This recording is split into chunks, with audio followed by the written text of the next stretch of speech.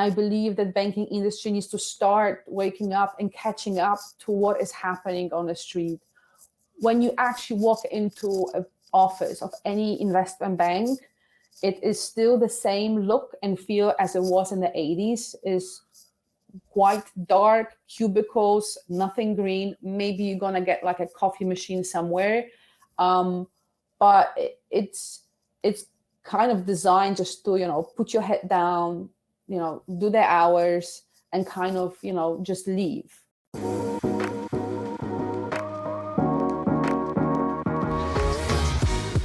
Hello and welcome to Love as a Business Strategy, a podcast that brings humanity to the workplace. We're here to talk about business, but we want to tackle topics that most business leaders shy away from. We believe that humanity and love should be at the center of every successful business.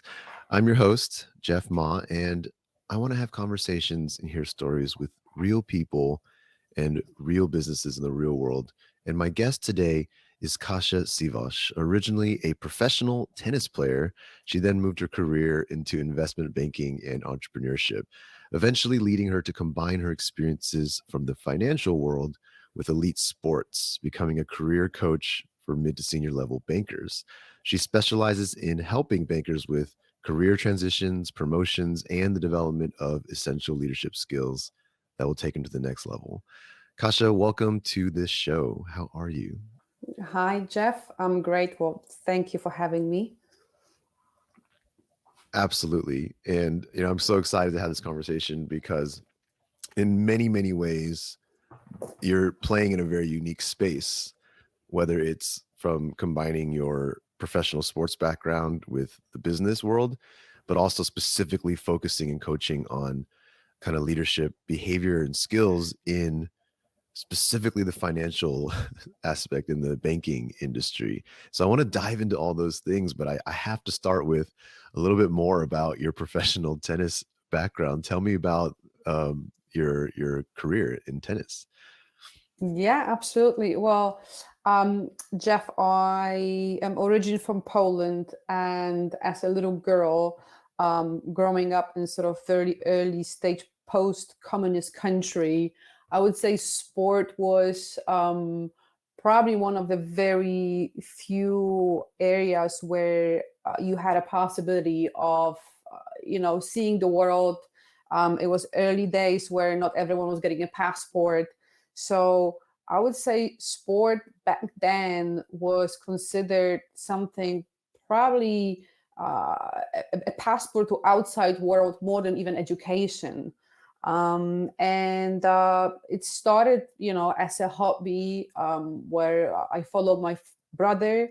Um, but I think my parents quickly realized that maybe there is a potential, maybe they could invest a little bit more time, and money in my training, and it quickly became my passion. To be honest, from one thing to the other, I felt like I was really immersed in it sort of full time from such a young age, as it is very technical sport. Um, and one sort of tournament led to the other, and me progressing in rankings sort of nationally in Poland allowed me to start traveling outside, and I start competing internationally, and eventually I was playing on a professional level. So that's more or less how it started, and yeah, so it's been very exciting journey that maybe not everyone can experience, which has its sort of up and downs, but yeah. That's amazing. And I guess where did that take you from there? I know obviously into the investment banking world, things like that, but after the tennis career, talk about that transition a little bit. Yeah, absolutely. So playing tennis was my dream of becoming next, Steffi Graf, Maria Sharapova.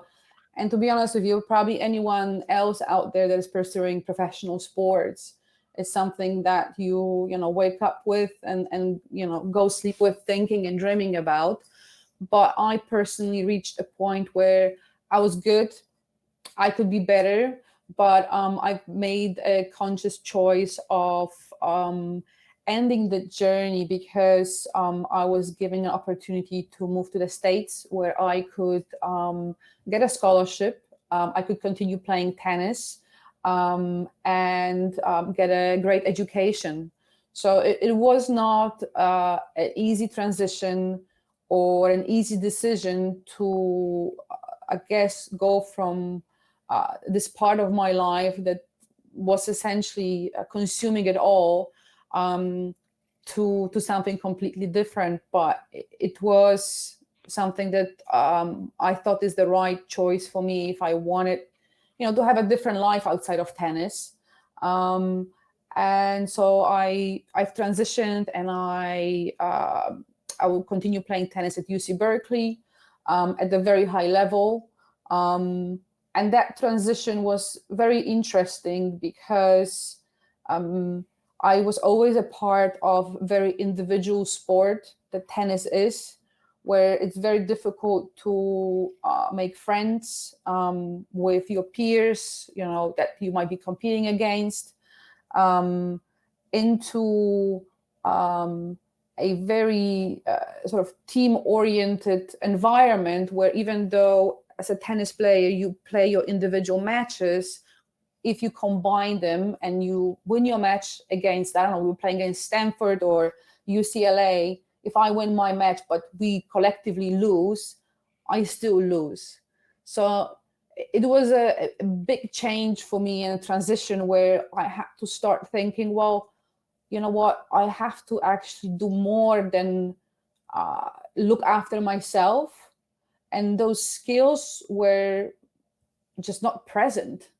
And we would practice, and the coaches would reward or punish us in a different sort of way for not being part of the team. And all of us 10 girls that we were on the team went through this transition, which sometimes was just quite difficult.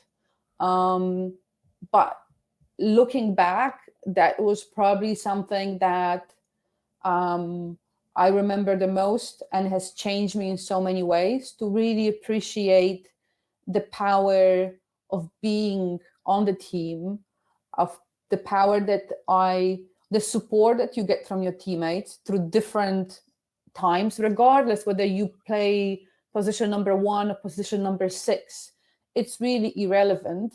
We would still compete against each other and try to, beat each other. But when we all, were on a court, something magical was happening.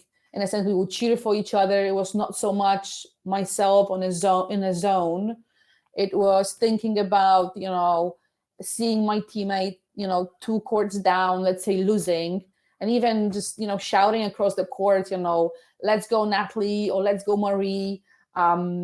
It was really like building the team spirit and environment, and you never felt alone, if that makes sense. Yes. I am fully behind this background in leading into what you do, because when people ask me what does a strong team or a strong organization look like, and they kind of lean on analogies like family and things like that, I always disagree. I always feel like, your work team should not feel like family, mainly because we don't get to choose our family. We're forced to have that family, but we get to choose where we work. And I think a sports team is always the closest analogy I can give. The sports team that's coming together to fight for the championship and things like that together is the closest feeling I try to give people to understand. So I love that you have that background flowing into kind of how you coach and lead today. And I wanted to kind of understand better why you chose to take that unique coaching background and your interests, but direct it specifically to the financial industry or investment bankers and things like that. It's a unique. I ask because that's like choosing, in my opinion, one of the hardest places to start, or one of the hardest areas to focus on. So tell me a little bit about that.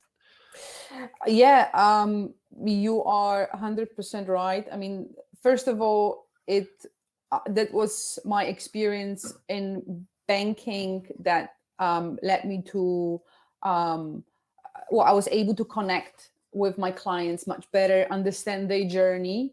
Um, and I think I see a lot of similar traits where it is very competitive to get into finance, especially investment banking. And it is an area of finance that is considered very cutthroat, very individualistic. Um, People, are perceived on the street as greedy, but nevertheless, um, I've been there, and not everyone can say that you are able to work 100 or 120 hours a week for many, many years and be okay with it. So, um, what I see similar to finance is that it's not just a job. Like, you cannot be just an athlete, you have to take it beyond to be successful. But what I see also as a problem a little bit is you go into finance and you try to become this lonely wolf and try to make your way up. And I feel like, from my own personal perspective and experience, as well as my clients, I see that the trend continues. And that trend also is a main reason why people change industries, leave, or just want to even switch banks or switch teams just to see. I feel like they're seeking more than just the money. They are actually seeking an environment where they're gonna feel, like part of the team, which has never been encouraged up until today. And in fact, there have been, I think, initiatives put in place that rewards individualistic thinking and thinking that only sort of okay, supports yourself, but also speaking to those individuals and coaching those that actually manage to transition into teams that put much more care into developing, empathy, trust, and the relationship that they have between each other. What I see is then the money is much less relevant. They could be paid less, but they are less willing to change. They are more willing to stay, because money becomes really secondary.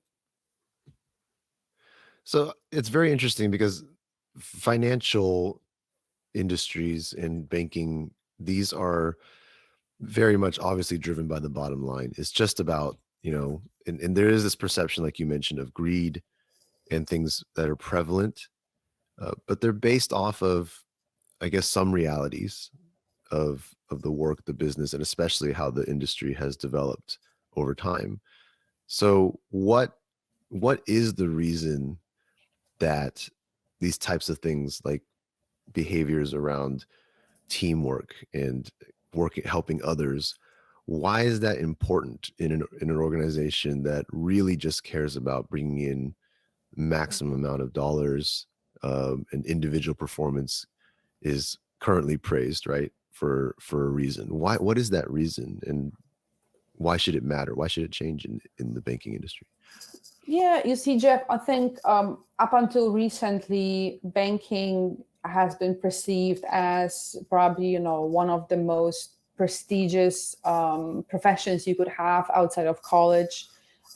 You are earning, 100K your first year, which is a bit unheard of, right? So I think money has been driving very much the recruitment, the talent, attracting the talent and retaining the client, the talent. But over the last few years, you can definitely start seeing that banking industry is struggling to attract talent and retain talent. Back in the days, they were going only to like Wharton, Stanford, and Harvard, but they're not going there anymore. That has been, technology industry has been very progressive towards the changes that you see on the leadership level. And I believe that banking industry needs to start waking up and catching up to what is happening on the street. When you actually walk into an office of any investment bank, it is still the same look and feel as it was in the 80s. Is quite dark cubicles, nothing green. Maybe you're gonna get like a coffee machine somewhere, but it's kind of designed just to put your head down, do their hours, and kind of just leave. So in my opinion, the change needs to happen, and it's going, like you say, it's not going to be easy because the industry has been run by people that experience the type of behavior and experience the type of a treatment for many years. And to tap into those people to actually reevaluate and start thinking about the teams in a different way, and wanting them to leave a different legacy and start the movement and start the change. It is going to take quite a bit of time. I think it's a big ask, but at the same time, I would love that industry to change, because many of my clients that decide to transition out of finance, or I keep seeing them sort of job hopping, they don't want to leave finance. They love what they do, but I think they just struggling to find the right team where it's gonna allow them to live up to their potential, that's gonna invest in them and make them feel like at home. So you mentioned that it's going to take time, but what specifically is it going to take to change this giant industry that's driven very much in a singular purpose forward by money? What's it going to take, in your opinion, to actually make an impact and change how people start treating each other here? I think any change, and you can correct me if I'm wrong, I'm sure across different industries it works similarly, but it needs to start from the top. I believe if the leaders on top are not going to change and show different type of leadership, we cannot really expect it to happen at the level of analyst or associate or more junior guys. And it's a vicious cycle, because if your boss, if the managing director is treating director in a certain way, then this director is going to treat associate and analyst in exactly the same way. And you can see this sort of pattern repeating itself. So in my opinion, I think starting at the top, where the leaders actually can start developing different characteristics of the leadership that is needed for them to change the whole environment is there. But I also think that they've never really given themselves a chance. They've never really had a proper training. So I feel like right now there is quite a bit of backlash and pointing fingers for them to change. And I think it's okay. But more importantly, I think instead of pointing fingers is to present the solutions and how they can learn to become better leaders. And it's going to take in the beginning the few that will actually be willing to try. And I believe that financial industry, once there will be a small changes visible across different teams, and the word spreads very quickly, because when you think about it, financial industry is very well connected. Whether you are in London, New York, Singapore, people will hear about it quite quickly. So I believe if we can start a change on a smaller scale and start presenting the real results, others will follow. It's just the first change, first team or first few teams that are actually gonna give it a go, give it a try, and they can see the results. It will start, I think, the whole transformation of the banking industry. And I definitely share that belief and hope and approach as well. But I think coaching in this way and guiding in this way, specifically investment banking, is pretty rare to kind of tackle specifically this industry. And so why is it important to, there's this, in my opinion, this global change that's happening where everybody's kind of looking for a job that in some people's cases treats them better, but in other places just fulfills other things besides just the income. And banking, uh, correct me if my perception is wrong or understanding is wrong, but banking notoriously kind of covers the needs of people strictly through compensation, or kind of like makes sure that you're paid more and more and more for your efforts, but kind of disregards every other aspect that people might need. Like you mentioned, the office is still just the same as it always has been. People's pay just keeps going up. How do we kind of understand this specific environment? How do we get this specific environment out of what I feel like is just a unique kind of space? And I just simplify it as greed, but how do we get people to kind of care? How do we get people to, when I work with other industries, there's these very tangible through lines of how love can really reach the bottom line. And it feels so much harder to paint that story in banking, where dollars are in every conversation. So how do you connect that when you speak to bankers and leaders? Yeah, it's a great question. I think, since this industry is driven by a bottom line, since it is driven by compensation, when you actually flip it around and start thinking about the very high recruitment fees that you have to pay to recruiters on an ongoing basis, hiring new staff is very, very costly. And then retraining staff is very costly. And then the reputation associated with your employees leaving on, after a year or two, it doesn't help either. So when you think about all these things, is how much time and money is being wasted for rehiring, for retraining the staff that it's highly sort of skilled. It takes away a precious time from the leaders on top to do the job that they're supposed to be doing, instead of micromanaging the team, spending a lot of time on scheduling endless interviews and follow-ups. And I think they are starting to understand that the cost of not paying attention and not caring, it becomes actually significantly higher than actually giving it a try and maybe investing in a program that could change things. And to be honest with you, in the last year or 2 or 3, you could see the industry again try to keep the talent in by increasing their salaries twice a year, 3 times a year, and not by inflation, by 10, 20, 30%. So they can see that this doesn't work anymore, and people continue leaving, even though the money is being invested in compensation. So something has to change, because the money, speaking to a lot of my clients that make really, really good money, at some point, they say if you make above certain income, things really don't matter to you anymore. And it is very much true.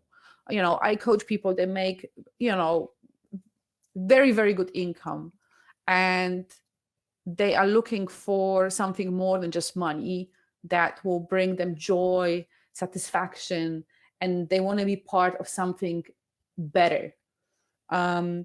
So like you said, different industries are receptive to different things, but it is very costly for banking industry that, tries to save what it can. So if they're not gonna change anything, they're gonna keep spending more money on retaining talent that eventually is going to dry out. And then they're not going to, if nothing changes, you cannot expect anything better to happen. Absolutely. And I'm curious, when you're coaching these mid to senior level bankers, where do you typically start? Where do you get them going from, if that makes sense? What's the start? What's the first thing they typically need to do to start going down this change? I think for everyone is a little bit different, but I would say a common theme is they just unhappy where they are.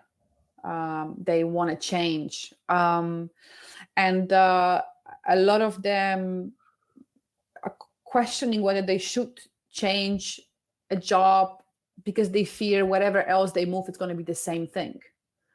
So, you know, it's not so much a compensation that is holding them back, or they could be paid somewhere else much more, because our financial industry has pretty standard base salaries, and then bonuses are dependent on your performance. But it becomes just really a big question mark whether wherever they go, they will see the career progression going upwards or downwards, and if the team around them will support their journey or not. Who is in the team that they potentially would join, or is staying in their current place a better choice? Some of them, maybe are not feeling like they have support internally to make a promotion, to stay there for long enough. And they are very often left on their own, just kind of waiting on things to happen. And what we do through, our coaching sessions is I would challenge them to try different things, to, explore things externally as well, internally. And also they need to know what they really want from their career, from their life, not now, but maybe in 2 or 5 or 10 years, especially the more senior they are. And the more senior they are, they want to be part of something bigger. They want to be part of something that is different. They don't want to be part of this rat race anymore. They're tired of it. And I think that's very refreshing to see that this change is happening, and people want to invest themselves, even in, coming from big sort of organizations, and they want to be part of something smaller, to have a bigger impact, but on a smaller scale. And I really admire those individuals. It sounds like, though, that they are often, at least, seeing themselves or position themselves as victims to the system of behaviors and expectations. Is there anything that they can do? I mean, they're mid to senior level leaders in these organizations typically. Is there anything that you coach them through that they can do to create the culture or the environment that they want for themselves? Or is it just up to the most senior leaders to make the change first? Yeah, I always encourage them to start working on the leadership skills as soon as possible, because that's a skill that keeps developing and it never stops. It's like, becoming a parent. No one teaches you how to do it, but if you have to keep trying, you have to keep educating yourself, and they can make a difference on a small scale. Don't take me wrong. I know it's also quite difficult to be that, enthusiastic, trustworthy, empathetic leader on the mid-level, where everyone around you, is just, playing their own game. So it takes a lot of energy for one person to, to change, the whole system. But for those that actually tried and actually are following that lead, they are seeing small changes over time. They are seeing retention of junior guys. They are seeing senior guys noticing it. It is a painful change to start by yourself, but I think those individuals see themselves also a little bit differently now, after months and years of trying to be a different leader. And what you can see is that when they change jobs, a lot of times people follow them, because they follow someone with the skills that are very rare to find. And they sometimes they're surprised that, you know, maybe when they actually make a change because they were unable to make enough development in the previous place, they kind of surprised that everyone is reaching out to them, because, you know, no one really rewards you. Like when you're a parent, you never get thanks, you never get any rewards. But yeah, I have few clients that they changed, and now people are reaching out to them and say, hey, is there a place for me? I would love to be part of it. I think we can continue what you've started, and it makes sense. And, you know, without you, it's going to be hell again. So although you might not be able to see the real benefit straight away, it is happening. Like nothing gets lost in the universe, I believe. And I love that. And I want to close on that point because I think it's so important. I think a lot of us, the inspiration I take from you, Kasia, is that, you know, even in what I see as the most difficult environment to try to plant the seed, I love to hear that people have been successful in forming these smaller pockets of love and care and leadership in that way, because I think everybody needs to hear that that's possible and understand that that's something that's happening even in these industries, because a lot of us get paralyzed waiting for someone above us or something bigger to happen. We're waiting for the train to start leaving the station before we jump on. And I truly believe that the only way we really all collectively bring humanity back to the workplace is if we all start moving ourselves before waiting for anyone else, no matter what level we're at. This movement has to happen from all levels. And I agree with you. Leaders and the topmost leaders have to set the example, but we cannot wait for them either. I think we have to be doing what we can. I love that example you shared, where then senior leaders are seeing lower level leaders successful and learning and growing. We need these perspectives to flow.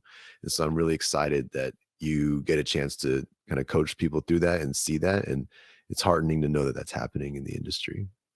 It is. But like you said, I mean, I think myself, I was almost, you know, as surprised as they were, because it is very, I guess, traditional way of leadership in banking. But it is also very much a receptive industry to change, and following the real sort of leadership that it's going to allow people to live up to their potential, and they can feel like part of the team, on top of making great money, because no one said you cannot have both. Yeah, I agree. Well, Kasia, thank you so much for taking the time to share your story and your experience with us today. It was very inspirational for me to hear that type of success happening. And so I appreciate you taking that time and joining us today. Thank you, Jeff. It's been a pleasure.